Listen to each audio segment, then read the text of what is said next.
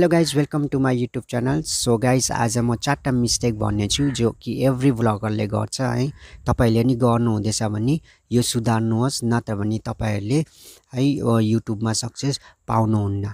कुन चाहिँ 4टा पोइन्ट छ म तपाईलाई भन्नेछु है, जो कि अरु भ्लगरले पनि गर्छ, तर त्यो भ्लगरलाई देखेर हैन तपाईहरु पनि आफ्नो भ्लगमा त्यस्तै गर्छ अनि मिस्टेक अझै हुन्छ।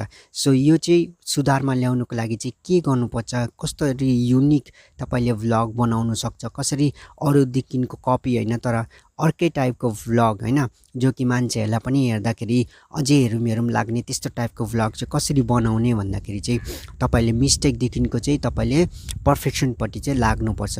अनि कुन चाहिँ मिस्टेक्सहरु गर्छ है भ्लगरले भन्दाखेरि चाहिँ फर्स्टमा चाहिँ छ भ्यालु प्रोवाइड नगर्ने हैन। हरेक मान्छेदेखिको केही न केही त चाहिन्छ हैन। त्यस्तै नै हो हाम्रो भिडियो देखिनको पनि मान्छेलाई केही न केही चाहिन्छ, अनि मात्रै तपाईहरुसँग ऑडियन्सहरु इंगेज हुन्छ।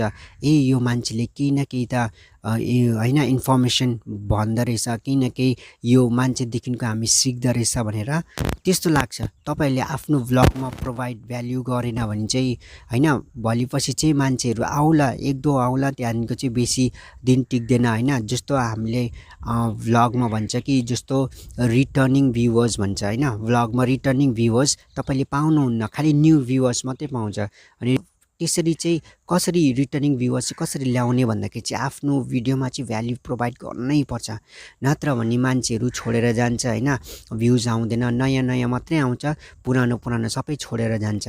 किनभने तिमीले सेम कन्टेन्ट दिन्छ कि भ्यालुज नै छैन। जस्तो उठ्यो भ्लग सुट गर्यो, म यस्तो गर्दैछु उस्तो गर्दैछु, यो गर्दैछु त्यो गर्दैछु, या कतै जाँदैछ भनेपछि म यहाँ गयो त्यहाँ गयो, यस्तो गर्यो उस्तो गर्यो, त्यस्तो हैन।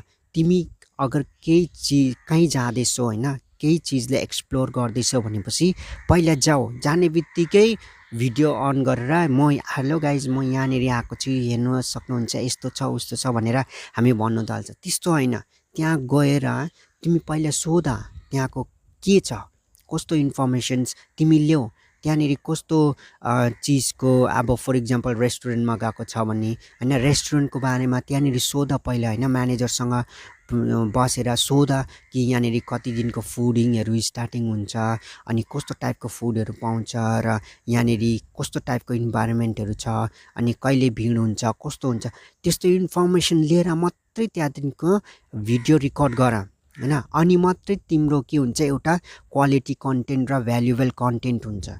तिमी जाने बित्तिकै भिडियो अन गरेर यो म गयो त्यहाँ गयो यहाँ गयो यसरी भिडियो बनायो भने तिम्रो भिडियो खाली त्यो भिडियो मात्रै हुन्छ, केही अरूलाई भ्यालु प्रोवाइड नै गर्दै छैनौ। तिमीले खाली देखाएको चाहिँ देखाउनु त दुनियाँले देखाइरहेछ, तर भ्युअर्सलाई चाहिँ तिमीले के भ्यालु प्रोवाइड गर्दैछ त्यो म्याटर गर्छ हैन। अनि सेकेन्ड मिस्टेक चाहिँ के गर्छ भ्लगरले भनेपछि चाहिँ आफ्नो लङ भिडियोमा हैन, लङ भिडियो च्यानलमा भ्लग च्यानलमा सर्ट्स भिडियो पनि हाल्छ।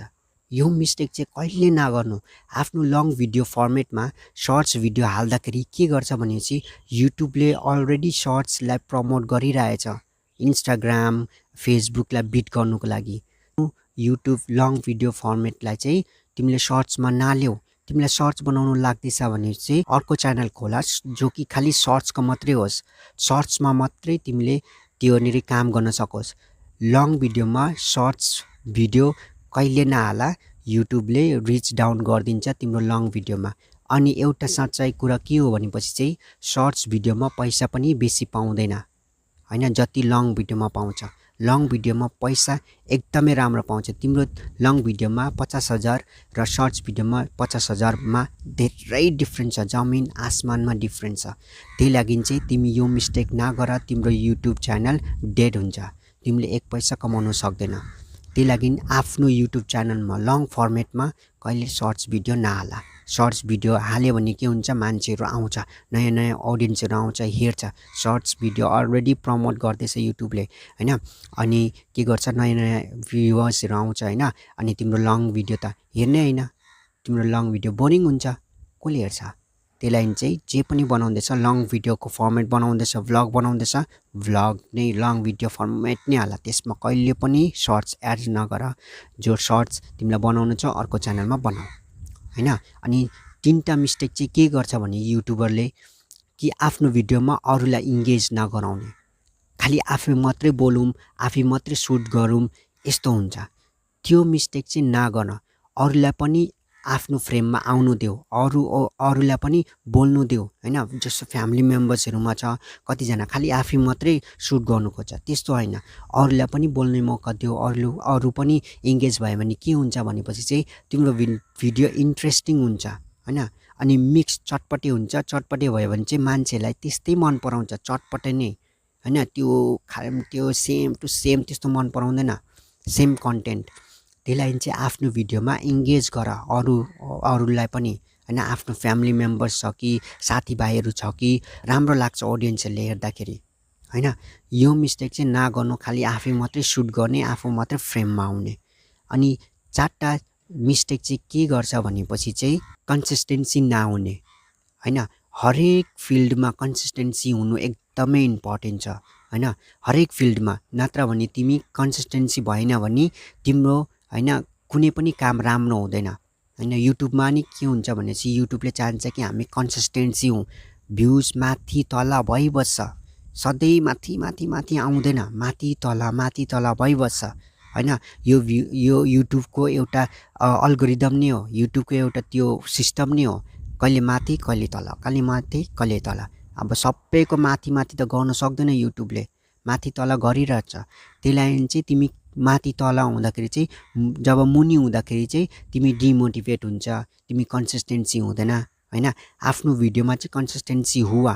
कन्सिस्टेन्सी कसरी हुने मैले अर्को भिडियोमा भनिरहेको छ कि हामी चाहिँ कन्सिस्टेन्सी चाहिँ हुनैपर्छ हैन। तिमी चाहिँ अब कन्सिस्टेन्सी हुनुको लागि हेर 4टा भिडियो तिमीले एडभान्समा बनाइराख हैन। कहिले इमर्जेन्सी आउन सक्छ, कहिले के हुनसक्छ, बिमार हुनसक्छ, त्यतिखेर तिमीले त्यो जति पनि एडभान्स भिडियो छ त्यो तिमीले अपलोड गर्न सक्छ। त्यही लागि चाहिँ जहिले पनि टाइम पाउँछ तिमी सुट गरेर राख।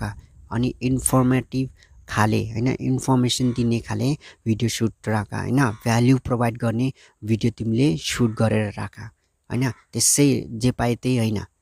त्यही लागि चाहिँ यो 4टा चिज चाहिँ तिमीले अगर गर्यो भने हैन, तिमीले तिम्रो भिडियोमा भ्युज मजाले पाउँछौ, अनि राम्रो भ्युज पाउँछौ, अनि राम्रो अडियन्स तिमीले पाउँछौ हैन। जो कि तिमीलाई माया गर्ने, तिम्रो केयर गर्ने हैन, तिम्रो फिलिङ्सलाई बुझ्ने त्यस्तो खाले भ्युवर्स हैन, तिम्रो मुसिबतमा तिम्रो साथ दिने त्यस्तो भ्युवर्स तिमीले पाउँछौ। सो यही मेरो भन्ने है तपाईहरुलाई थियो कि तपाईको कन्टेन्ट राम्रो होस्, तपाईको कन्टेन्ट इम्प्रुभमेन्ट होस् भनेर हैन। सो अगर यो भिडियो तपाईलाई इन्फर्मेटिभ लाग्यो, राम्रो लाग्यो भने लाइक, शेयर, सब्स्क्राइब गरिदिनु होला। Thank you so much for watching this video. By.